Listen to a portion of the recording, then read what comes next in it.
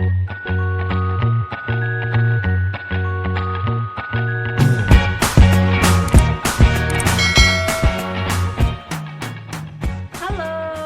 Assalamualaikum warahmatullahi wabarakatuh.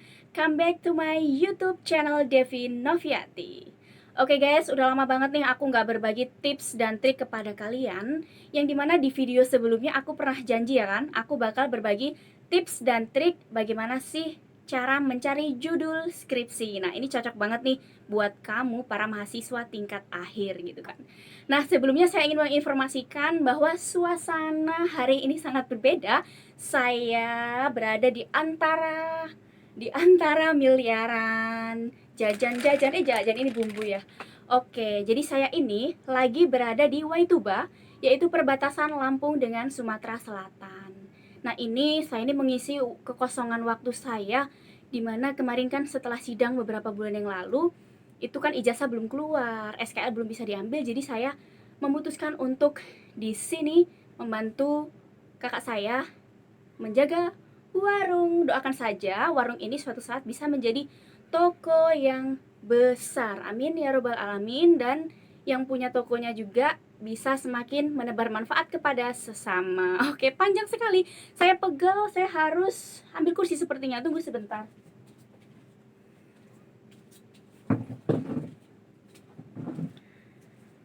Nah, oke. Kalau sudah duduk, kita bisa agak santuy nih ngomongnya ya. Oke, langsung aja nih. Capek juga. Tips dan trik membuat judul skripsi. Oke. Jadi tips yang pertama, teman-teman, baca basmalah. Sekali lagi saya ingatkan bahwa ketika kita akan melakukan segala suatu pekerjaan apapun itu, maka kita tidak boleh melupakan sang pencipta kita, yaitu dengan membaca basmalah. Oke.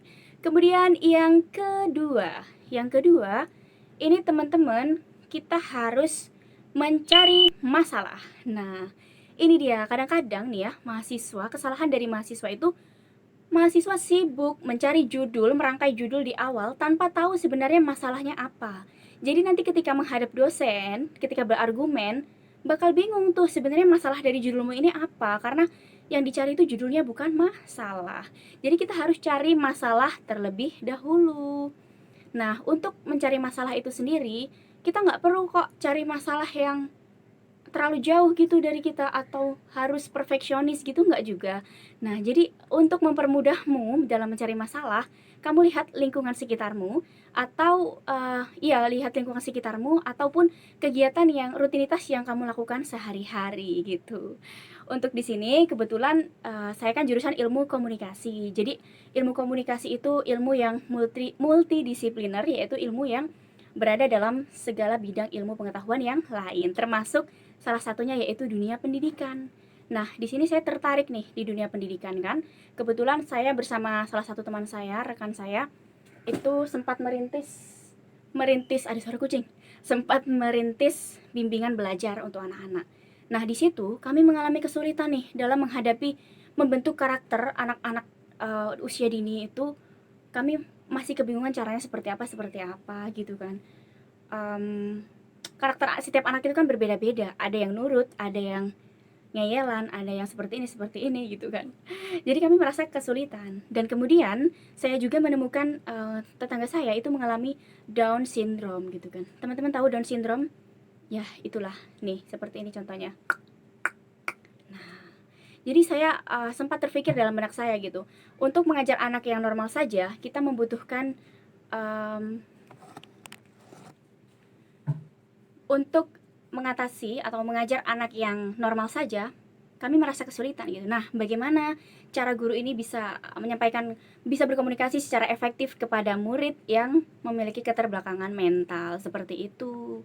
Awal mulanya itu cerita aja sih perjalanan aku mencari judul. Untuk selanjutnya, yang ketiga, teman-teman harus research ataupun observasi lokasi yang akan kalian lakukan untuk penelitian. Nah, ketika kita sudah ketemu nih masalahnya, kan saya akan meneliti anak yang Down syndrome, yaitu guru bagaimana efektivitas komunikasi bisa tersampaikan secara efektif dari guru kepada anak yang mengalami keterbelakangan mental. Tentunya saya harus mencari lokasi, yaitu sekolah luar biasa. Nah, yang kebetulan sekolah luar biasa ini ada di sekitar rumah saya itu. Saya research 2 tempat. Pertama di nggak jauh, jaraknya hanya 5 menit dari rumah, itu udah saya cek gitu kan. Ketika saya datang ke sana, rupanya lokasi itu baru berdiri belum ada 1 tahun. Sedangkan untuk penelitian belum boleh tuh kalau belum mencapai 1 tahun ya. Jadi saya pindah ke lokasi yang dari rumah itu sekitar 15 menit kalau aku yang bawa. Kalau yang teman-teman jalannya bawa motornya itu sudah bisa 100 kecepatannya, bisa terbang gitu kan, mungkin cuma 8 menit sudah sampai ya teman-teman gitu. Jadi saya observasi ke sana, saya tanya, di SLB ini benarkah ada Down syndrome-nya? Terus cara saya riset seperti itu, dan saya juga masuk ke lokasinya, dan kebetulan ramah sekali sekolah luar biasa Dharma Bakti Dharma Pertiwi ini. Padahal waktu itu saya sempat mengalami kesalahan ya. Saya datang ke sana, rupanya ketika datang itu, nah ini nih pesan lagi nih buat teman-teman. Jadi di dalam proses pembuatan judul, teman-teman harus konsultasi, jangan lelah konsultasi ke fakultas. Jadi ketika akan datang ke lokasi penelitian, mau itu hanya research ataupun research, nah teman-teman harus tanya nih ke fakultasnya, kira-kira kalau saya datang ke lokasi ini, saya membutuhkan surat atau enggak. Nah itu kesalahan yang saya lakukan waktu itu. Saya datang tanpa alma mater, tapi pakaian tetap rapi ya. Saya masuk ke sekolah luar biasa, saya menghadap ke TU-nya. Assalamualaikum Bu, saya dari ini. Saya dari Universitas Muhammadiyah Lampung, ingin observasi Bu, mau tanya-tanya aja sih Bu, gitu kan. Nah, di situ mereka minta suratnya kan. Di situ untungnya pihak SLB ini berbaik hati, karena saya sudah jauh-jauh, jadi saya dipersilahkan. Hampir saya sudah mau diberi guru pembimbing yang nantinya akan membimbing penelitian saya. Tapi karena di situ saya belum tahu kan apa yang saya teliti, jadinya saya tunda lagi Bu, saya akan balik lagi besok. Nah dari situ saya pun tahu gitu kalau tidak hanya Down syndrome yang ada di sekolah luar biasa. Nah di SLB Dharma Bakti Dharma Pertiwi itu ada 3, tunarungu, tunawicara, sama tunadaksa. Nah tunagrahita, bukan tunadaksa ya, mohon maaf. Nah saya tertarik ke tunagrahita. Tunagrahita ini termasuk di dalamnya itu ada Down syndrome-nya gitu. Nah itu kan research. Kemudian yang keberapa nih? 4 ya. Yang keempat, ayo yang keempat. Yang keempat adalah kamu harus cari referensi jurnal di internet sebanyak-banyaknya. Minimal 5 ya. Kamu harus baca. Kalau aku waktu itu baca di bagian abstraknya aja, tapi abstrak yang bahasa Indonesia. Kecuali kalau kamu yang sudah lancar bahasa Inggrisnya, bolehlah bahasa Inggrisnya. Tapi mendingan bahasa Indonesia aja biar nggak salah cerna. Di abstrak itu kan sudah ada rangkuman dari keseluruhan skripsinya. Jadi baca aja tuh isinya apa. Dari situ kita akan mengetahui judul yang cocok untuk permasalahan yang akan kita angkat. Jadi cari jurnalnya pun itu merujuk pada permasalahan yang akan kita lakukan, yang akan kita teliti gitu. Kayak seperti contohnya, saya kan akan penasaran nih, bagaimana sih efektivitas komunikasi yang harus dilakukan oleh guru dalam mengajar anak tunagrahita.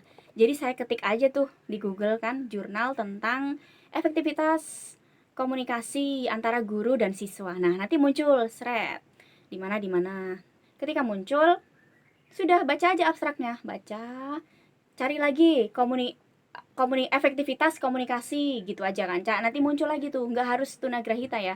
Muncul lagi, kita baca abstraknya. Sampai 5 kali kita cari judul yang sefrekuensi dengan penelitian yang akan kita lakukan gitu. Ketika 5 aja jurnal yang sudah kalian baca, insya Allah kalian akan mendapatkan hidayah untuk judul kalian. Jadi seperti itu guys. Terakhir tentunya kalian bisa merangkai judul skripsi dengan cerdas. Kenapa cerdas? Karena memang kita harus mencari masalah terlebih dahulu. Jadi ketika nanti ditanya dosen, kita udah tahu judul kita nih masalahnya apa. Kita bisa jawab kan. Gitu. Kemudian yang kedua, kita research ataupun observasi dari lokasi penelitian.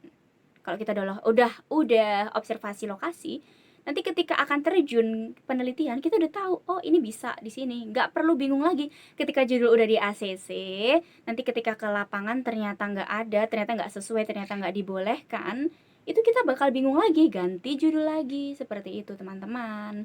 Dan kemudian yang ketiga, jangan lelah membaca ya tadi tuh, mencari jurnal, referensi. Kuncinya jangan malas. Oke.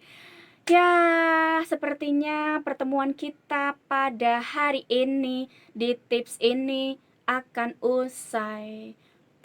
Oke, sekian dari saya Devi Noviati. Saya akan lanjut aktivitas saya selanjutnya, yaitu ya seperti ini.